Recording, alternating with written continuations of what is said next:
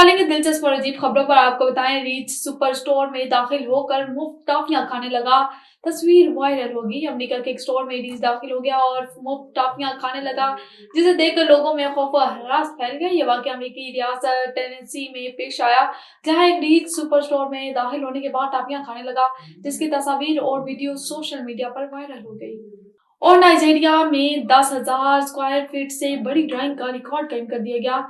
Nigeria के artist doctor फोलाडियो Tolaram ने दुनिया की सबसे बड़ी ड्राइंग का रिकॉर्ड अपने नाम कर लिया। Guinness book of world record के मुताबिक 10,814.5 स्क्वायर फीट 3.8 टेनिस कोर्ट के मुसावी की ये रिकॉर्ड तोड़ ड्राइंग नाइजीरिया के दारुल लागोस के 5,000 सीटों वाले स्टेडियम मोबोलाजी जॉनसन एरिया की पिच पर तैयार की गई है।